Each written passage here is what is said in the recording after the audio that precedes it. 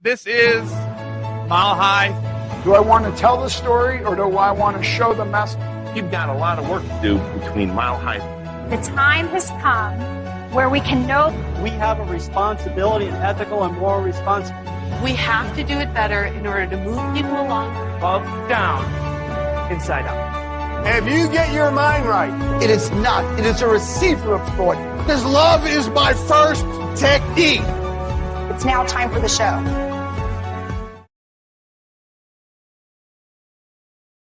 Welcome to the Mile High Podcast. This is your host, Dr. Daniel Knowles.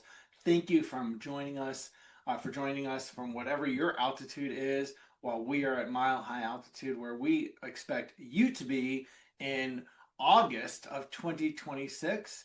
And while you're listening to the Mile High Podcast, whatever channel it's on, whether it be iTunes or Spotify or anywhere else you can find podcasts, YouTube, the Facebook video, make sure you hit subscribe so you never miss any Mile High tick, because chiropractic is better at altitude. So are events, because sea level is for slackers. So join us at Mile High 14. Oh my God. Mile High 14. RiseUpToMileHigh.com is where you can find that information. And a frequent Mile High attendee and Mile High speaker, Kim Thor-Adams, is with us on the podcast today. I always enjoy speaking to Kim. She is one of my favorite people in chiropractic. As a second-generation chiropractor, Dr. Kim knows the healing power of a chiropractic adjustment. She graduated from pharma in 2009.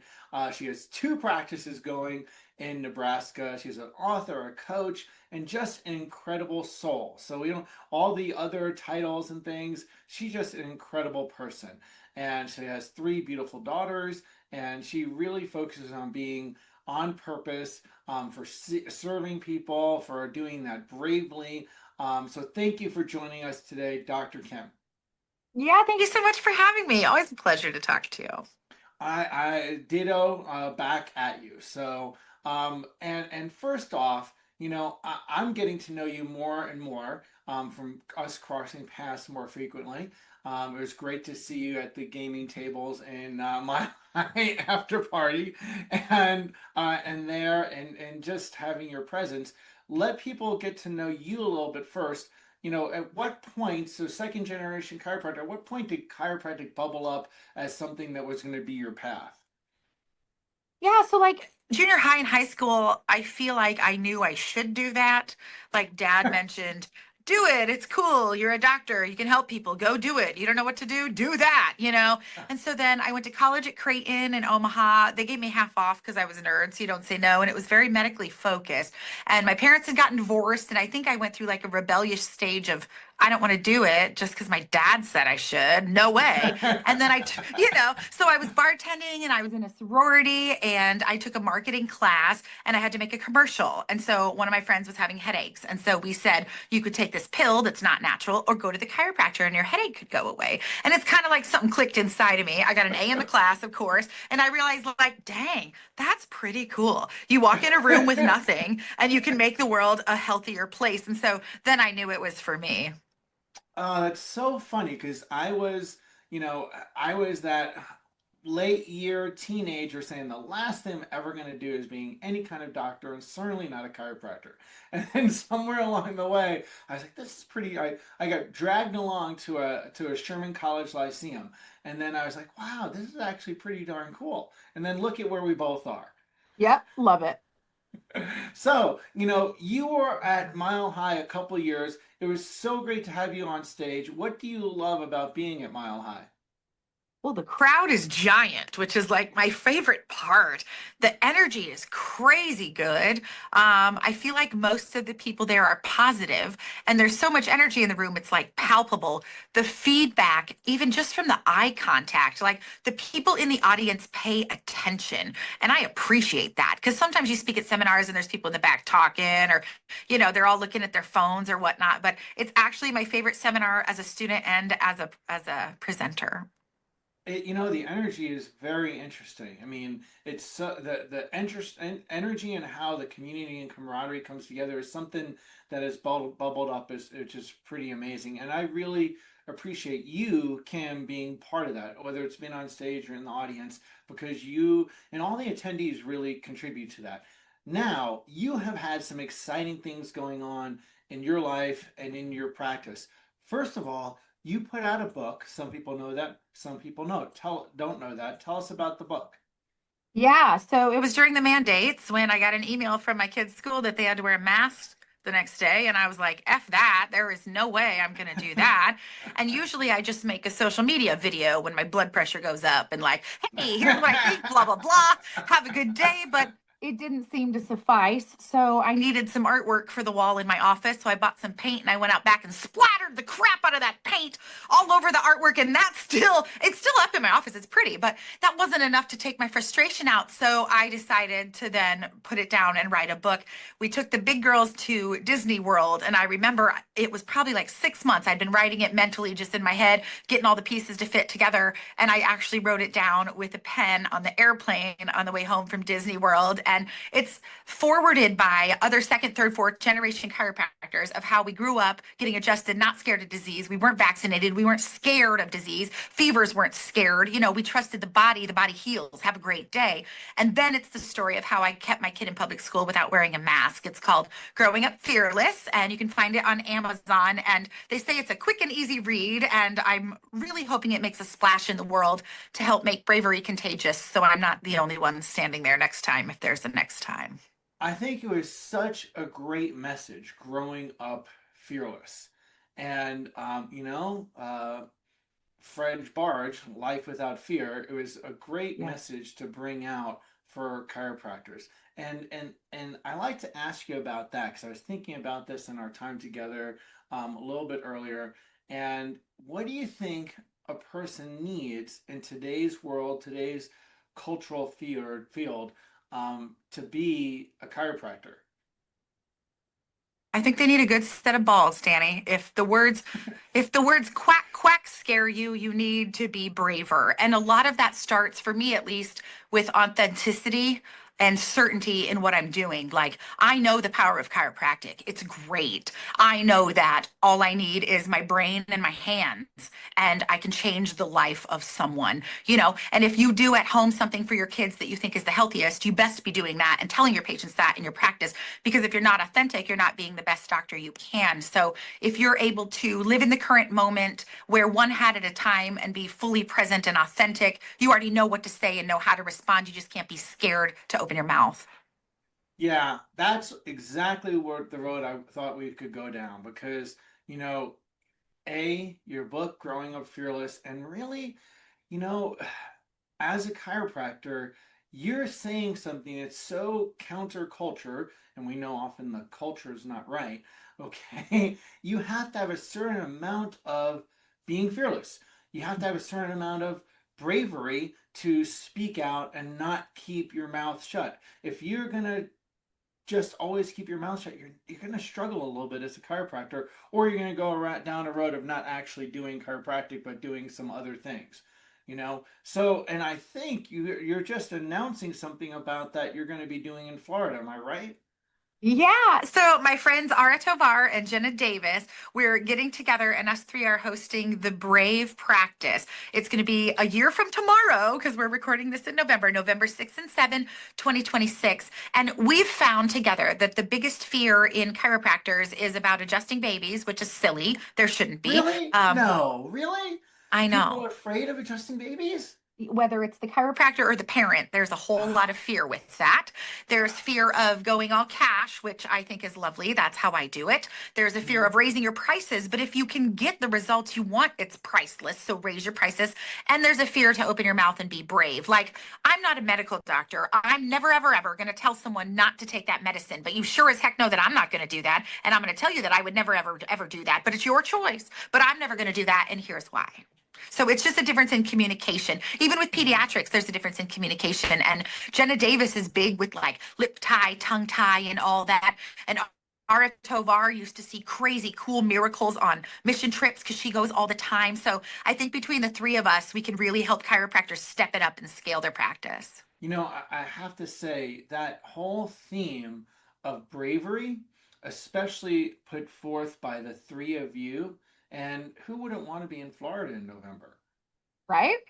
I mean, sounds like the place to be. Okay, even though I'm a fan of mile high altitude, sea level can be nice at in Florida in the colder months, so in the burr months, right? So you can get away from the burr to of other areas. So, um, moving forward in that whole area of growing up fearless, all right? So, in standing up for your rights, say a little about your experience of standing up for your rights.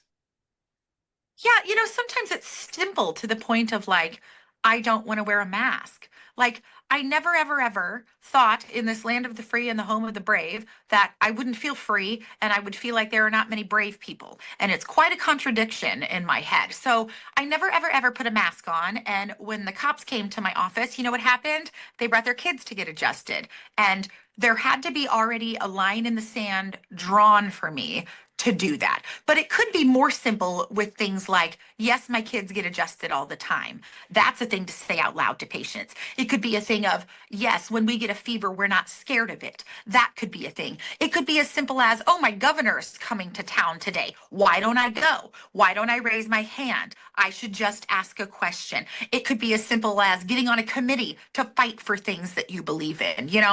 Finding what you believe in and what you don't stand for can create a line in the sand. And then with every opportunity you're given throughout your day, if you live on purpose, it can align with that very well.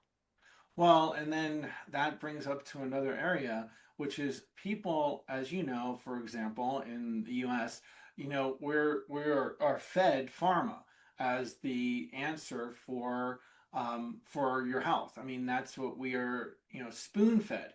Is that Yeah. we have to say yes to pharma is what we're told, and even from the fact that in the U.S you're allowed to run pharmaceutical ads on television where that does not allowed in other countries. So, how do you empower people to say no to pharma?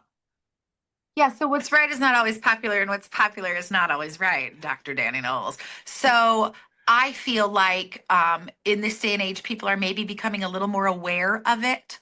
But if you talk about things like side effects and ingredients, sometimes that's enough for them to say no. And the people I've had for years and years that used to get sick and no longer get sick, you're actually saving them money because they don't have to go to the doctor. So sometimes a testimonial from a patient to say that is really good too. um, if people are used to that, I like to just show them, get them on my table, let me adjust you. I will show you how your life can change. I'm talking like mood, energy level, sleeping, all of that on top of just feeling great. And if you like to prevent things and you go to the chiropractor before illness would come to potentially prevent the illness versus just calling a doctor when you're sick is a thing we need to change too.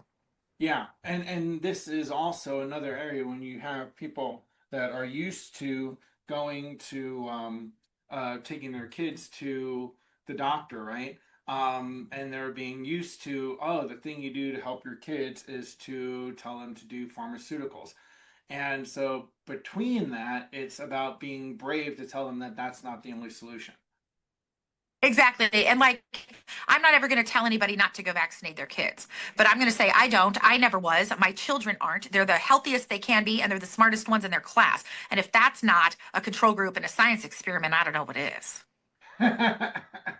Exactly, exactly. So, how do you help people realize, you know what? It's actually the safest thing to do is get your kids checked for subluxations first.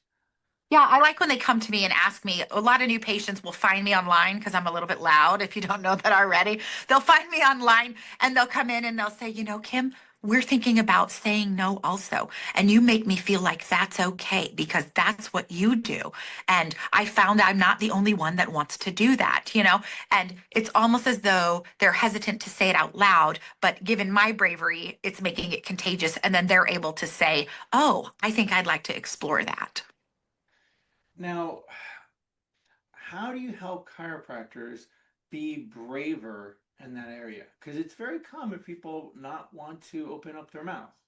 How do you Yeah. empower them to be, hey, this is an area where it's your duty?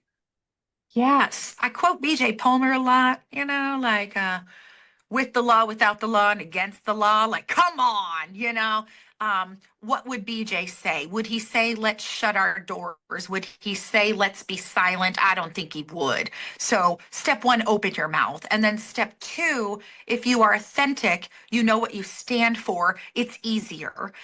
Then it just becomes choosing the right words, which is communication. So I've been really good lately about watching my words. If you've noticed, I said the letter F instead of the whole word to you today. I'm getting better with that. I spoke at Life West to students and I swore too much. But the facial expressions I have, I can't really control all the time. And so if a patient says to me, Kim, I just got the flu shot and I think I'm getting the flu, like, my face probably says something because I feel like I'm so authentic and in the moment that I cannot help it. And if they're choosing or not choosing something for themselves and their kids at home, and then they go to practice and they don't open their mouth, they should be ashamed of themselves, I think, because if that's really what you think is the best chance at health, having only natural things enter the body and getting the whole family adjusted, you better be able to say that to a patient or you're living incongruent, which is not authentic, which means you're not doing yourself justice personally or professionally.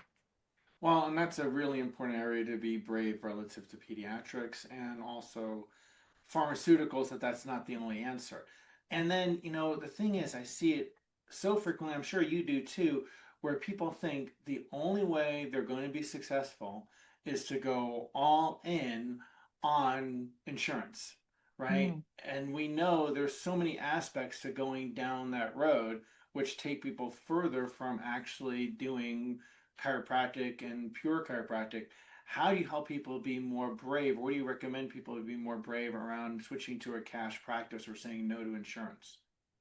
Yeah, I don't do good with muzzles or cages or rules. If you know me at all, I really filters, masks. I don't do well with any of that restrictive stuff. So I took insurance for 6.5 years. I saw a lot of kids because I love pediatrics. A lot of those had the state insurance. They qualified for state insurance, which did not reimburse very well at all, of course. Right. However, in Nebraska here, for example, if a mother goes to sign up for that state insurance, they can either get 4 chiropractic visits a year or 12, and they have no idea what they're signing up for. That's just what they get. I didn't like having to explain to the insurance companies over and over, let alone my patients, why they can only get that number of visits. I don't feel like I'm taking very great care of people when I only see them 4 times a year and I've never met them before. Okay, not at all. Also, Medicaid can come back and say, well, Kim, how do you know the baby felt better? How do you know it was less tender? Just kidding, you have to pay us back 30 grand. I didn't like that either. I didn't like fear I would then get associated with the mail or with stacks of papers on my desk. I didn't like the amount of paperwork with it. I didn't like how I had to have a diagnosis code for a Medicare patient to say this is what I'm treating and that's only what I'm treating when really I'm treating a whole person. It would make me a little bit mad. And I don't like parameters at all. And I like more money in my bank account too. So I was working 60 hours a week, making whatever insurance would reimburse me with all the paperwork. It took a lot of my time. Now I work like a third of that and I more than doubled my cost. And so I'm working smarter, not harder, which gives me more time with my family and more time to start a second office and coach chiropractors and speak on stages like yours. And then you're giving better care. I mean, do you notice that you're giving a better type of care to the people by getting out of insurance and doing cash? Yes, my focus is better. I don't have that voice or that 5% in the back of my head of, oh, what would their insurance company say about me doing all this to them? So I don't have to think about any of that. So in the room, I can be even more present, more focused. And yeah, the results are spectacular. Right. Which is the we say a lot of things in chiropractic relative to, money or business or success, but the reality is that the outcome of that is not about any of that. It's about humanity, right? It may be a measure of what's going on, but if you stay in that insurance game, the who loses is not the chiropractor. People think, well, now the person has to pay for something, you're taking from them or something like that. But the reality is that when you're in that whole mindset and that's how you're delivering care, the loss is of humanity because they're not going to get the same care. They're not going to go the same outcome. I find this all the time. It's really frustrating is that I do things because I want to get the person to receive the biggest possible gift from the care that we're delivering, right? Yeah. So I know if I'm only going to do 4 visits or 12 visits or whatever the insurance company says, and then follow those parameters, then I know that it's not about me losing, right? It's about that person not getting what they could receive from chiropractic, and I don't want to participate in that, because the pain of that, of not giving your highest gift, or the person not receiving the highest capacity of what they could gain from chiropractic, is too much to say, well, I'm going to accept money from whatever that might be. Yeah, even with my second location, my goal was to go on Tuesdays for lunch, and I had a bunch of new patients. Well, they can't go a whole week without seeing me again. So I ended up going Thursdays also, because I don't feel like I'm doing my best as a chiropractor to help them if I only see them once a week if they've never been to a chiropractor, or they've been to a sloppy chiropractor and not been taken care of. So it really does the patients justice for you to taper the treatment plan around what they need versus what you think you should do. Exactly. Or what the insurance company says you should do. Mm-hmm. Right? And there's this part of the profession that thinks, well, you're not doing insurance because you want financial gain. And no, I don't want to do it because it's not what's best for the practice member. And I don't want to be part of that. Right? Right. And it felt incongruent too, because exactly. I knew the diagnosis codes, I used them, but I'm liberating the human existence by removing subluxation and letting the human have the potential that they would prefer, right? So every single person, I'd like to check every single segment, because the whole body's connected, because I'm a nerd like that. Nothing against upper cervical. That's just how I do it, And so if, let's say, I was taking Medicare and I had to bill it as a hip dysfunction of sorts, and I could only adjust the hip, it just seems silly to me to not do the rest of the spine and only do the hip. And so I feel like it was almost pointless. So I like that I can do a whole person, call it subluxation, and move on to the next one. Well, and that's why it's bravery, because it's standing up for what you know is right for that person, as compared to what some third party says, which we know it's not about the person, it's about their bottom line. Mm-hmm. Exactly. Right. So then the next thing to cover, right, is in terms of bravery and practice, especially since that's going to be your theme next February. By the way, next November, when is that? November 6th, 2026. It's going to be the 6th and 7th. It's a Friday, Saturday. So you heard it here first, that you are clearing your calendar to be in Florida with Dr. Kim, and who else? Dr. Ora Tovar, another person I just adore, and the third person is Ora Tovar and Jenna Davis. To help. Yes. I mean, Florida, November, bravery, pediatric chiropractic, switching to cash practice, brilliant. So then the next thing is, how do you is being brave around encouraging people to switch to natural health choices, and just saying no thank you to the things that are not less than that. Yeah, I mean, you have to individualize it for the person in front of you, but you also have to have a baseline inside of yourself. So I talk a lot about the mirror in the morning while you brush your teeth. Hopefully you're awake enough to have conscious thought. Nobody's coming to save you. You have to be your own cheerleader. I was a cheerleader, so maybe I'm biased, but you have to sit in the mirror and say, here I am. I am here for a purpose. I am here for a reason. I am here to slay subluxation, and let's go. Sometimes the F word comes out, but not on your podcast, sir. But and let's go. And then you translate that. And then you have a blank slate with a foundation when you enter the treatment room. No matter what words or questions or ideas come at you, you already have a baseline of what you know, of what you stand for. And if something gets brought up, you cannot be scared to talk about it. You will almost be more trustworthy, sounding more confident and brave in whatever subject it is, versus, oh, should I say that? Should I not? And if it deters a patient for you to tell the truth about natural health, then that patient that it deterred will go tell everyone. Like, for instance, oh my God, Kim's anti-vax. She told me not to get the flu shot. Well, what I said is I never would, but you have to choose that for you. And so if that's how she deciphered it, great. So then she goes out and tells people in the community, well, guess what? My phone rings. Kim, I believe the same thing. Can I be your patient? Yes, you can. You just have to define your target audience more so.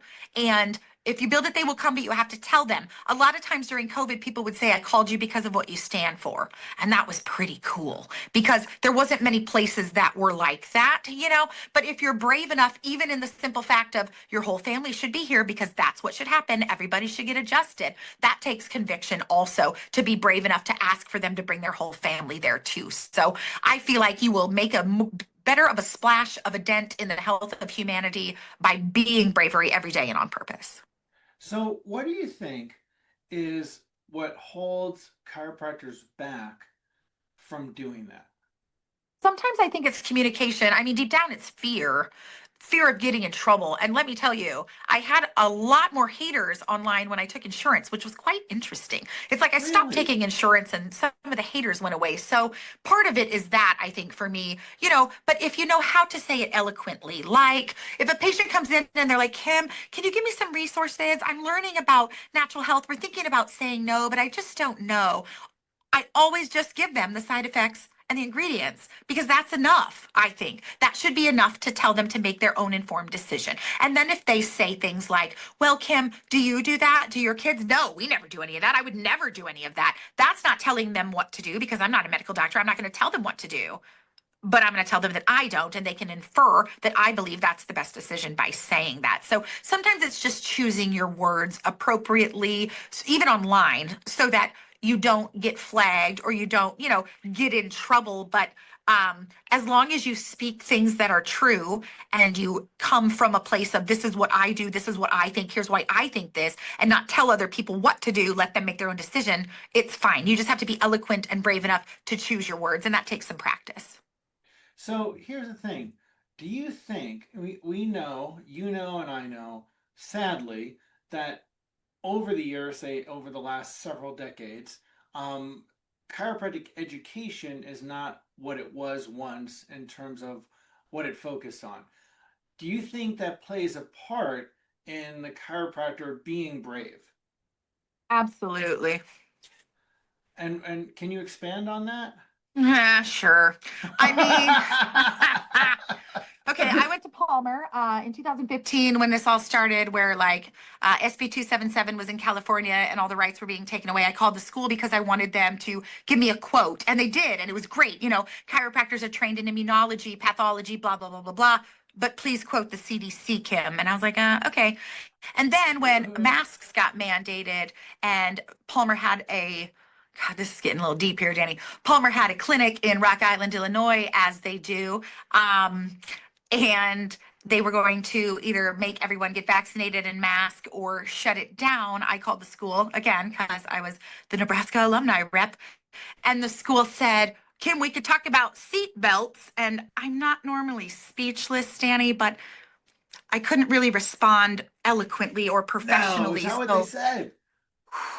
So I didn't respond, and then I knew that the school was a little bit different than when I was there, let alone when my dad was there in the 80s. And so I do feel like the education matters. I do feel like if you're going to take millions from whatever company for your clinic, that company will then have a hand in how you then run the school, and that bugs me a little. I do feel like if students go to things like Mile High, they can get a taste of it, you know, and like second generation chiropractors, they better already know what's up. So if they go to school wherever they go, they'd be okay. But for someone who goes to chiropractic school without that knowledge or without that seeking it elsewhere, I don't feel like it's going to be great for the bravery in the going against the crowd for natural health in the world. You know, I'll tell you, that's one of the things, and you know this about me. We've talked about it at times. You know, it saddens me so much because I feel like people paid money, they got to get a degree in Doctor of Chiropractic, and we don't have to necessarily say things about which schools or whatever, but they didn't actually get a chiropractic education in many schools.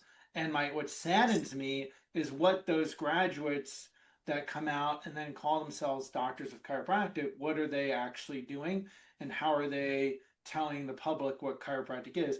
And they could be around your office in your neighborhood. They could be in my neighborhood, and they're putting a different message out as to what chiropractic is to what you know it is. And that's one of the things that's saddens me, and I'll even say it scares me about the future of chiropractic in the world, you know? We just have to be louder, I think. We as in a collective whole. And there's so many new chiropractic schools popping up. I'm really happy to have Life West here in Omaha. I went and spoke and I said, okay, chiropractors deal with one thing only. What is it? And like the whole of them, subluxation. And I was like, yeah, Life West, it was good, you know. And then I asked them a couple more questions and they were first quarter and they already knew it. And it made me so happy to have that close to home. And just the fact that they let me speak to first quarter students every quarter makes me feel like I really like where their head's at. Yeah, I mean, So I'd love to see that that people was go to school. inspiring, you know, and I think in any profession, not all this.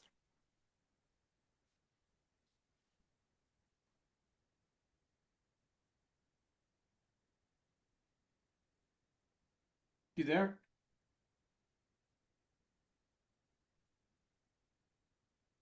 Yeah, there we are. Sorry, it was breaking up. Okay, Repeat that there one. we go. Are you Yeah, there? it broke up for a second. Yep, Hi. I'm here now. Sorry. But it's okay. And Yeah. that's the thing. Okay, good. I think it's important for people to consider strongly who they refer students to and be cautious and think, are they going to get as much of a chiropractic education as they can versus getting a glorified physical therapy education? And I think it's really important, as you know, the people that go to Mile High, the people that listen to this podcast, very strongly speak out with who they refer to. Make sure that people, you know, do their best to have people for people's schools, not on convenience of location, but because you want them to get the best education. And I know that I mean, that's a big part of why we do Mile High is I want more students to go to it and actually get exposed to chiropractic, because I know less people are getting exposed to it in chiropractic schools. And I know that's part of why you show up each year. Yes, for sure. Yes. So, and I appreciate the stand that you take. So, is there any last message you'd like to share with our Mile High audience? Yeah, if you're doing one thing for yourself and your children at home that you're not saying out loud in your practice, I would really, really, really consider, I would like you to consider coming to my event. I do offer a half an hour coaching call complimentary to see where your head's at, to see if you're a candidate for my programs, for my other programs. But really, it's just deep diving into yourself. And sometimes I can do it really quickly if you let me, if you're ready. And if you're kind of ready, that means you're ready. So just don't be scared to be authentic. If you're doing it incongruently, you will not appreciate the legacy you live as much. Absolutely, absolutely. And having intentionality and all those things. So there you go. Be in Florida, sea level, November 6th weekend, November 6th weekend. And I'm so glad that you'll be putting this on. It will be something that people want to highlight on their calendar for 2026. So yeah, thank you for helping us so many people. Yeah, thank you for having me. Yes. And so there you go. Living Fearless, and go to journeytobravery.com to be able to be part of this landmark event that they're doing. So Kim, Dr. Kim, thank you so much for being brave, for standing up, and for making a difference in chiropractic, but also really in all of humanity. Much appreciate that about you. You're welcome. Everybody, keep changing spines, lives, and minds with chiropractic. Bye. Thank you.